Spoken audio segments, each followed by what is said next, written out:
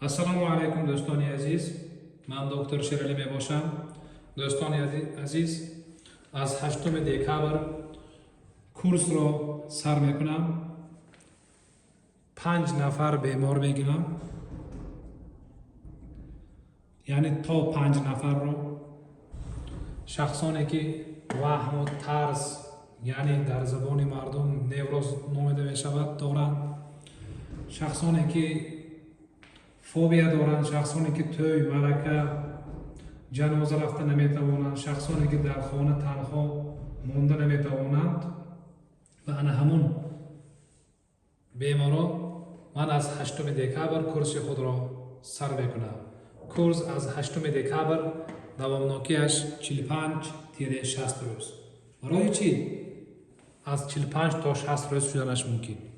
11 дона дарс мешавад дӯстони азиз, дар 4 рӯз як маротиба.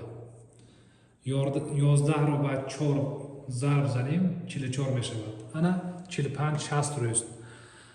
шахсоне ки ягон хел кор доранд ё ки шахсоне ки дар баъзе ҳолатҳо мисол грип мешаванд, дигар проблема доранд, мисол дер карданашон мумкин дар вақти курс иштирок кунӣ. барои ҳамин ман то 60 рӯзро гуфтам. мисол гӯем, агар бо як инсоне ки ба тавсияҳои ман зӯр нағз амал мекунад, дар 45 рӯз адо кунем ана ҳамин 11 дарсро, бо баъзе беморро дар муддати 60 рӯз адо карданамон мумкин. лекин ман ба шумо тавсия мекунам ки дарсҳоро дар вақташ иҷро кунед. агар нияти дарс дар курс иштирок кардан доред, ба тавсияҳо аз сидқи дил амал кунед.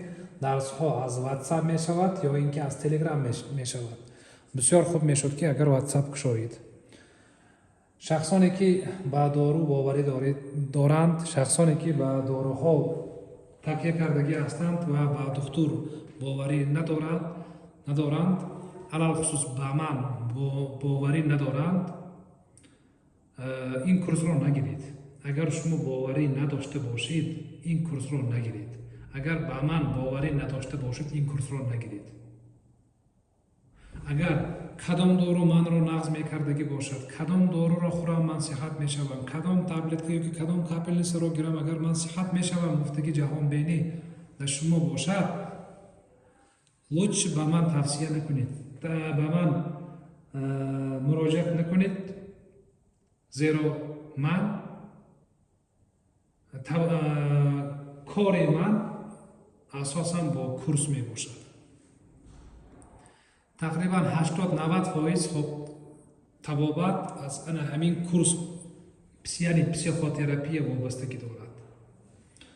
шумо тарсон шудед, шумо ба якчанд духтурҳо рафта истодед, лекин фоида нест.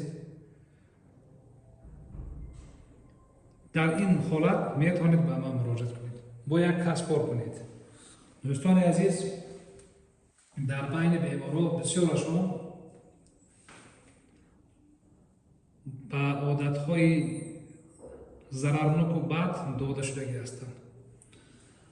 як бемор мисол имрӯз гуфт ки дар муддати 20 сол ман ба 50 нафар духтур рафтам, ба 50 духтур рафтам гуфт. 50, яъне 50 та духтур рафтам гуфт. дидед? барои чӣ?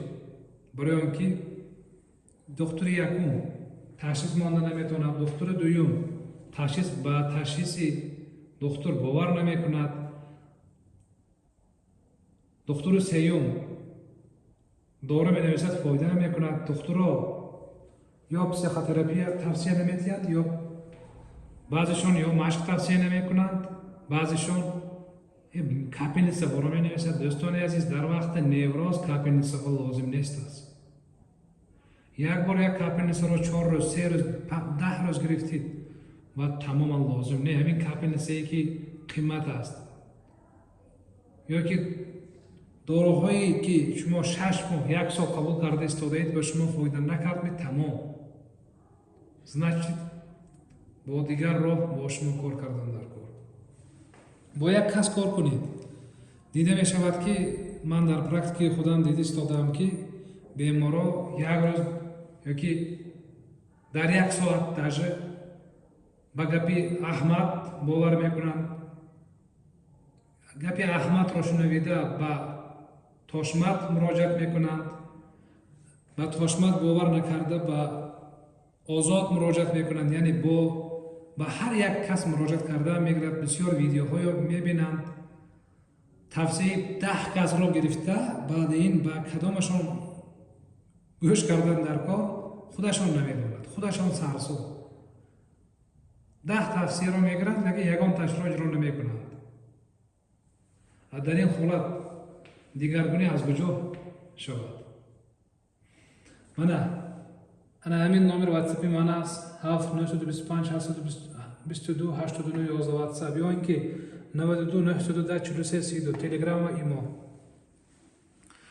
Курс аз 8 декабр сар мешавад. То 8 декабр он шахсоне ки дар курс иштирок мекунанд ба ман муроҷиат кунед, консултатсияро гиред. Агар томография бошад ёки анализҳо бошад, ба ватсап ба телеграми ман муроҷиат кунед, ман бенам. Агар дар анализҳо ягон хел проблема дошта бошад, мисол зобатон бошад ва табобат нагирифта истода бошед, ғайр аз психотерапия, шумо бояд ба пеши зоб равед, дориро гиред. Сиҳату саломат бошед.